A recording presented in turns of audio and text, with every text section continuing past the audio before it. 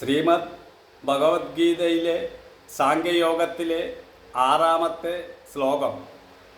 നചൈതത്വിത്മകതരന്നോഗരീയോ യദ്വാജയേമ യതി വാനോ ജയേയു യാനേവ ഹത്വാന ജിജീവിഷാമ ദേവസ്ഥിതാ പ്രമുഖേദാസ്തരാഷ്ട്രാഹ.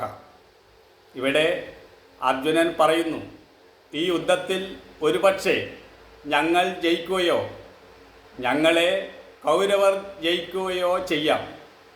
ഇതിൽ ഏതാണ് നല്ലത് എന്ന് ഞങ്ങൾക്ക് അറിയുന്നില്ല. ആരെ കൊന്നിട്ട് ഞങ്ങൾ ജീവിക്കുവാൻ ആഗ്രഹിക്കുന്നില്ലയോ ആ ധൃതരാഷ്ട്രപുത്രന്മാരിത മുന്നിൽ നിൽക്കുന്നു.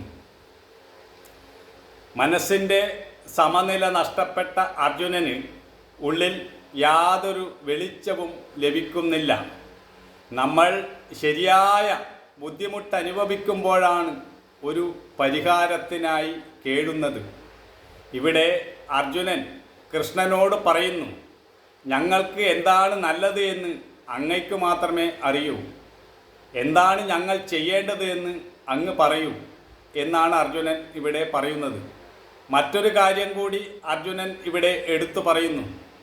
ഞങ്ങൾ ആരെ കൊന്നിട്ട് ജീവിക്കാൻ ആഗ്രഹിക്കുന്നില്ലയോ ആ ധൃതരാഷ്ട്രപുത്രന്മാരിതാ മുന്നിൽ നിൽക്കുന്നു. ഒരുപക്ഷെ അവർ ജയിച്ചേക്കാം, അല്ലെങ്കിൽ ഞങ്ങൾ ജയിച്ചേക്കാം. ഞങ്ങളെ അവർ കൊന്നാലും ഞങ്ങൾ അവരെ കൊല്ലാൻ ആഗ്രഹിക്കുന്നില്ല എന്നാണ് ഇവിടെ അർജുനൻ വ്യക്തമാക്കുന്നത്. അതായത് അർജുനൻ യുദ്ധം ചെയ്യാൻ ആഗ്രഹിക്കുന്നില്ല എന്നു തന്നെയാണ് ഇവിടെ പറയുന്നത്. മനസ്സ് ആശയക്കുഴപ്പത്തിലാകുമ്പോൾ ഉള്ളിൽ ഇരുട്ട് ബാധിക്കുന്നു. പിന്നെ ഒന്നും മനസ്സിലാക്കാനാവാതെ പേടി സ്വപ്നം കണ്ടവനെ പോലെ പലതും വിളിച്ചു പറയുന്നു. യുദ്ധക്കളത്തിൽ വരുന്നതിന് മുമ്പ് അർജുനന് അറിയില്ലായിരുന്നോ ദുര്യോധനാദികളെ കൊല്ലാതെ ജയം സാധ്യമല്ല എന്ന്?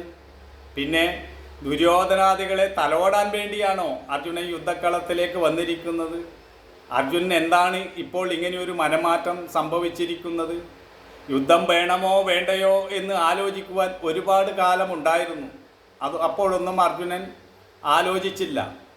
ഇപ്പോൾ യുദ്ധക്കളത്തിൽ വന്ന് യോദ്ധാക്കന്മാരെയൊക്കെ വിളിച്ചു വരുത്തി യുദ്ധസന്നാഹങ്ങളൊക്കെ ഒരുക്കി അണിനിരുന്നതിന് ശേഷം അർജുനനുണ്ടായിരിക്കുന്ന ഈ മനംമാറ്റം ശരിയാണോ? മാത്രമല്ല, ദുര്യോധനൻ ഇപ്പോഴും യാതൊരു വിട്ടുവീഴ്ചയ്ക്കും തയ്യാറായിട്ടുമില്ല. ദുര്യോധനന് പാണ്ഡവന്മാരെ കൊല്ലുന്നതിൽ യാതൊരു ദുഃഖവുമില്ല.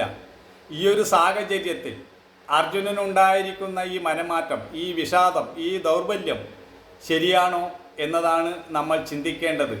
ഇതിനെപ്പറ്റി നമുക്ക് തുടർന്ന് വരുന്ന ശ്ലോകങ്ങളിലും മനസ്സിലാക്കാം എന്താണ് നടക്കുന്നത് എന്ന്.